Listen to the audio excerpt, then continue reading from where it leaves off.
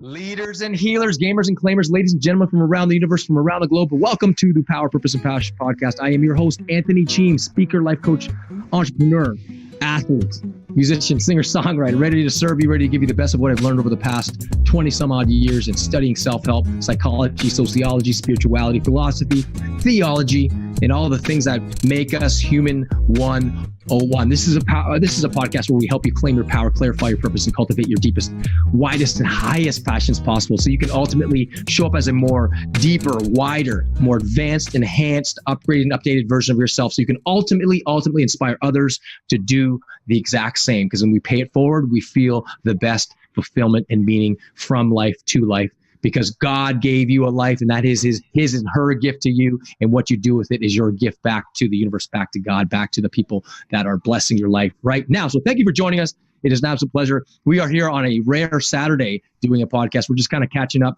because we weren't able to do the podcast for our schedule, but I want to keep on a schedule. I'm committed to keeping on a schedule, at least 4 podcasts a week. So I want to get the 4th one in, preferably 5, but we're going to get as many podcasts, 4 to 5 podcasts a week. So thank you for joining us on a consistent basis. Whether you're listening to this in your car, at home, at the gym, whatever it is, thank you for supporting us and for helping, for allowing us into your life and to enhance your life.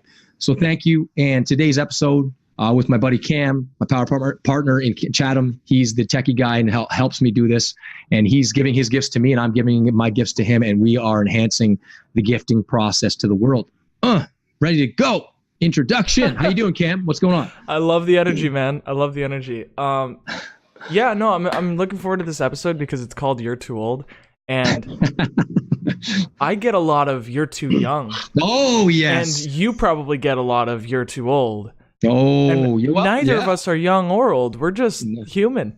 Yeah. So I'm looking forward to this show, and I'm actually curious. Do you get that a lot? Do you get? Like, I never get "you're too old." In fact, you know what? I have to admit, the other day I was coaching a young man. He's in his teens, and his girlfriend. He asked his girlfriend, "How old do you think Anthony is?" And it was the greatest compliment I could ever get. And I said to her, "How old do you think I am?" And she said, 23? And I was like, "What?" Oh my God. I'm like, "What?" I'm like, tell me you're not just blowing smoke, because that is, I'm going to hug you right now and twirl you around like a little. She thinks you're younger than my brother. Yeah. So she goes, "No, you have this young," she's like, "Wow." And I told her I was 40 and she's like, "No." She's like, "You don't look 40, you don't act 40, you got so much energy." She's like, "I imagine someone that's 40 that's like kind of like slowing down a bit." And I said, "No, I do not slow down. People who, in fact, I'm speeding up, if anything." So it's really inspiring, for sure. No, thank you, Cam. And perception is power. We did a podcast recently about the power of perception. And if you think 40 or 50-year-old or 60 or 90-year-old person is too old, after this episode, you're going to shift your perception, because, the reason why I want to call this podcast "You're Too Old" is because a lot of us are told you're too old, or you're too fat, or you're too skinny, you're too small, you're too young, you don't have enough education, you don't have enough this. And I have to tell you, one of my clients, who I was no longer a client of mine, he came to Canada with $90 in his pocket, didn't speak a word of English, and had less than a grade 8 education. What was his excuse? He had he started further in the basement than any one of us had. He was my immigrant from another country in the Middle East, and he was able to become a very successful multi-millionaire many times over. And so don't come crawling to him about excuses about how you cannot become financially independent. When he would bust his butt and he would tell me what he did daily to get himself there. And that goes for a lot of people out there. So I encourage you to really listen to what I'm about to say about "you're too old, you're too small, you're too this, or you're too that." Don't let anyone tell you that, because, man, if you look at Colonel Sanders, 65 years old, driving around in his beat up car with his white suit, selling his chicken recipe, went to 1,009 different restaurants saying that, failing 1,009 different times until finally one person decided to say yes. And guess what happened? KFC was born, of course, but he started in his 60s. And before I even get to the list, and the reason why I want to get to this list, because I did a workshop last week to a bunch of to a financial group. I was a women's symposium, and most of the women were, in their 50s or 60s or 70s and 80s even, and were listening to a number of speakers about finances, and I was sort of the final speaker to kind of amp up and inspire people. But I want to take you through a list of people that I just came across. And I actually shared this with the group I was speaking to, and they are 8 women I was researching for that particular workshop, because I wanted to, in the middle of my talk about these women and saying, you're too old. How many times have you been told that? You're too old, you're too small. And the women I was talking to, I said, okay, I researched 8 inspiring women that aren't celebrities or super rich, or aren't well known necessarily around the world for being actors or actresses or whatever, athletes, whatever it might be. These people are everyday people like you and I, ordinary people doing extraordinary things. And I want to take you through the first list, okay? So the first woman I researched, and she's just from around the corner from us. She's from Mississauga. You may have heard of her before if you're from Mississauga or in the Toronto region. You know who she is. Her name is Mayor Hazel. She's the former mayor of Mississauga, and I think she was a mayor up until about 92, 93 years old. And at 97, I think she's just turned 97. There's a video of her online I watched. She's 97 years old, and she's rock climbing. 97 years old, and she's rock climbing. That is absolutely, like, how old are you? People that are, the average person that's listening to this right now, if you think you're too old, are you 97 years old and rock climbing? That's amazing. There's a woman named Sister Madonna Buter. She's a world record holder at the age of 84 years old in the Ironman competitions, and she started in her 50s. In her 50s, she started doing Ironman competition. She's an Iron Woman. She's like, wow, just an amazing. If you don't know what an Ironman is, it's a 4-kilometer swim followed by a 180-kilometer bike ride followed by a full marathon, which is 42.2 kilometers. And you have to complete it in less than 17 hours or you're disqualified. She completed it just under 17 hours in her mid-50s. Wow, are you kidding me? You're not too old. Absolute nonsense. Johanna Quast, she's 91-year-old gymnast. 91-year-old gymnast who still competes. There's an actual picture, a famous picture online on Google. Just go Google it. Johanna, Quass. Number 4, Gladys Burrill. I had a picture of this woman on my wall for a long time because it inspired me when I was training for my marathon. And she's a 92-year-old marathon runner who just turned 100 recently. She's the oldest woman to be a marathon runner finisher. Diana Nyad, a 64-year-old woman. She became the first person to swim 110 miles from Cuba to Florida without a shark cage. Ida Keeling just broke a sprinting record at the age of 9. Dow Porchon Lynch, she's a 93-year-old yoga teacher who can still support her own body weight with her hands. She's been teaching yoga for 70 years. Number 8, the final person, she's no longer living. Her name was Grandma Moses, died in 1961 at 101 years old. She was an art painting in her mid-70s at the age of 76. After her hands became too crippled by arthritis to do her favorite hobby of embroidery. In 2006, one of her paintings sold for $1.2 million. Bam! That is people that are, again, super famous, super rich, and who have had a silver spoon given to them at an early age. These are normal, everyday people. You and I, just random people off the street. And by the way, a lot of these famous actors, athletes, and people that are entertainers, they didn't come from, a lot of them came from humble beginnings. A lot of them did. So anyone that tells you, I mean, I could literally end the podcast now and you can literally look in the mirror and say, wow. And I don't mean to make you feel guilty if you aren't doing anything with life. What I'm saying is you have plenty left in the tank. I look at my first 40 years and I see my first 40 years. When I turn 40, I reflect on my first 40 years. I go, wow, did I learn a lot? That was the first patient. The next 40 years is all going to be about producing, designing, and giving it all away. Just giving it all away. And the next 40 years after that, those are my wisdom years. From 80 to 120, and then if I get the chance to go from 120 to 160, I that's just gonna be another extraordinary, close to half century of learning more. I mean, you'll find me on my deathbed reading something, learning something, loving something, or giving something away. Or I'm gonna be doing that. And there's a gentleman by the name of Oliver Wendell Holmes. He was a judge, and and for the people told you're too short and you're too small, he was a gentleman that was a judge. was also a writer. He was like a Leonardo da Vinci when it came to certain things, but he was a guy of Supreme Court justice in the United States. What else was he? I'm reading. I'm just going to read his biography, but basically he was a writer. He was a poet. He was many things, and I think he only stood at a whopping 5 feet tall. And he wasn't big at all, yet he was extraordinary at many different skill levels. And he was asked the question, how does it feel to be a short man in a tall man's world? And you know what his response was? His famous response was this: well, I kind of feel like a dime thrown with a bunch of nickels. Twice as small, but worth twice as much. And what an attitude. So age is an attitude.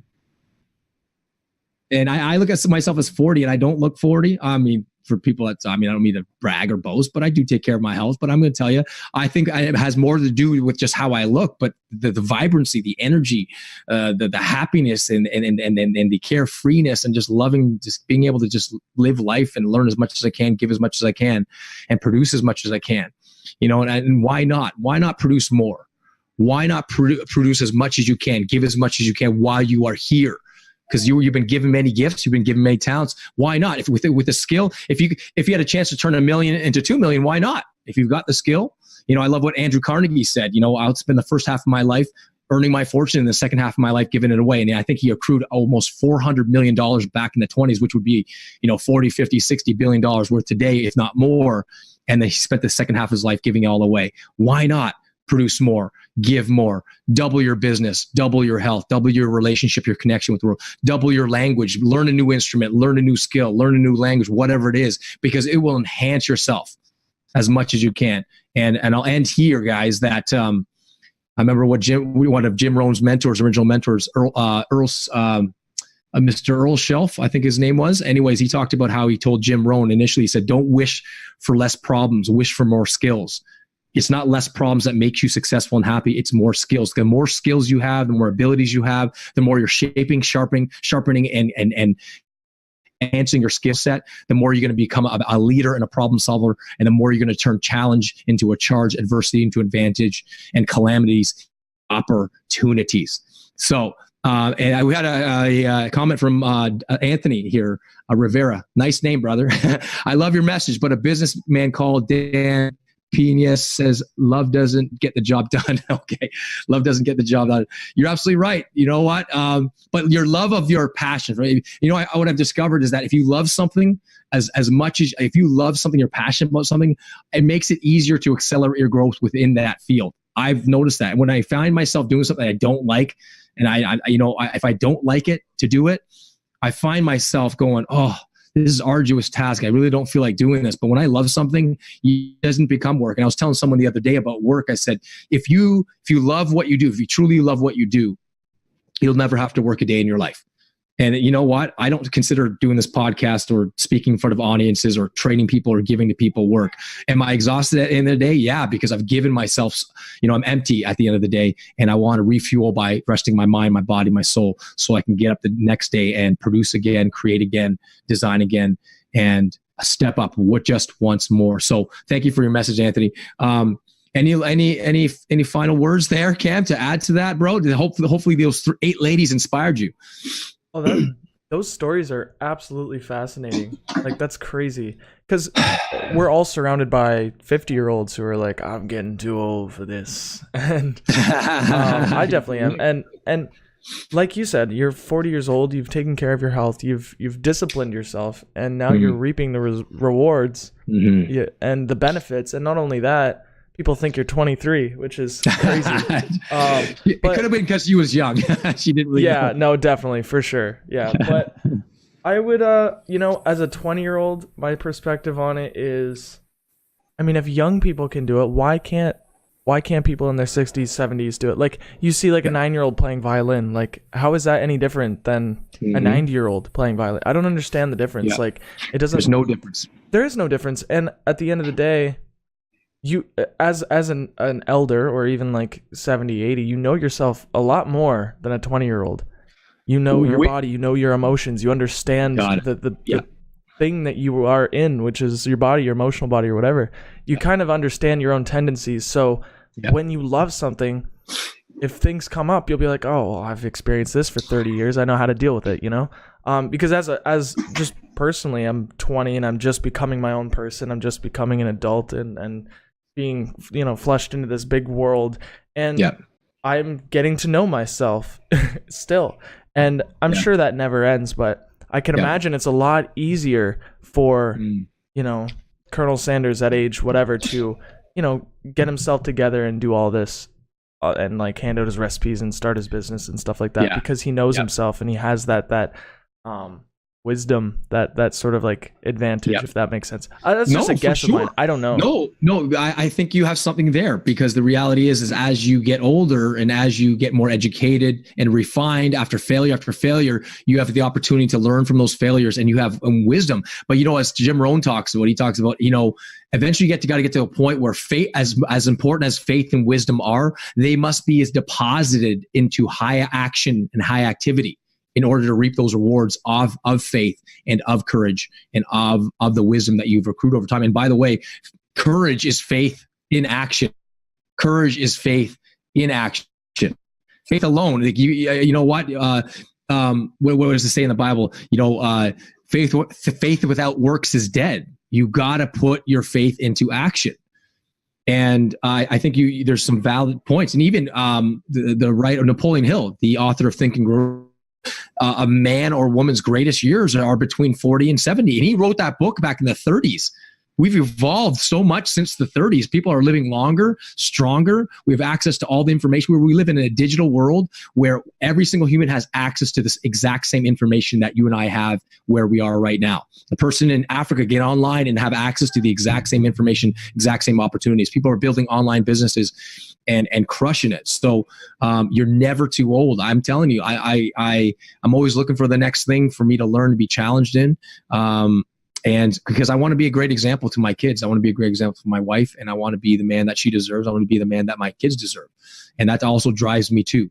So that's why I push myself hard. I push myself to be the next level, and I'm being challenged. And here's the thing, I'm going to tell you right now for the people out there, what's the first thing that happens when you go on a journey, when you set a goal, a high goal, or you've got a big purpose? Opponents are going to show up with great purpose. There's going to be a great challenge. That's just how it is. If you've got a great challenge and you've got a great goal and objective in life and a great ambition, you're going to have great obstacles. That's just the deal. And I'm not going to apologize for that, because that's how it is. Anything that I've accomplished, I've had opponents in the form of internal opponents, which is where the worst is, and external opponents, random people, and intimate opponents. You know, there could be family and friends that really care about you that all of a sudden become opponents in your journey. Not because they hate you, but just because they love you, and that's their perceptions, that they're looking at you through their own filters. And I've had all three of those. And the internal opponents, man, those internal opponents, that's why it says, you know, in the great book, it says, it says something about don't be conformed to this world, but be transformed by the renewing of your mind. You've got to get all that, the heart and the mind and the body aligned as much as you can. So when those internal voices come up to kind of diffuse your purpose, you've got to be able to quickly swipe it away and take action in the proactive, powerful direction. Anyways, I think the most important thing about this episode is to understand anyone that tells you you're too old or you're too young or you're too this or you're too that. I can tell you right now, you've got to be able to. In fact, anyone that tells me I'm too old or too young to do it, that actually, I turn that into fuel. I actually turn it into fuel. I'm like, yeah, you tell them too old, I can't do that. Oh, keep telling me that, please. I use it. I'm not used by it. I use it. Anyways, the point. So, anyways, I think Anthony is a couple more comments. He says, "Have you guys thought of putting these in a section videos? I feel like it'll reach more people." And yeah, thanks for the insight. Also, do you guys believe in spirit? If so, do you believe on growth in spirit? Well, absolutely. This is not just about. We're not just physical beings. We are not physical beings having a spiritual experience. We are spiritual beings having a physical experience, and we got to take care of that. I truly believe in meditation and prayer, and touching that part of you that is birthless, deathless, formless, and weightless. Because at one time we were just a thought, in the Zen, I think in Zen Buddhism, they ask the question, show me your face before your parents were born. And you automatically go, well, I didn't exist, but there is a part of you that's energetic. There's a part of you that's weightless. There's a part of you that's controlling your heartbeat, and we are all connected to that. We are all one. So thank you for that comment. Thank you guys for joining us on this Saturday and continuing support for this podcast. And we love you. So to your continued upgrade and evolution, live it up with power, purpose, and passion. God bless, and have an amazing Saturday, guys. Take care.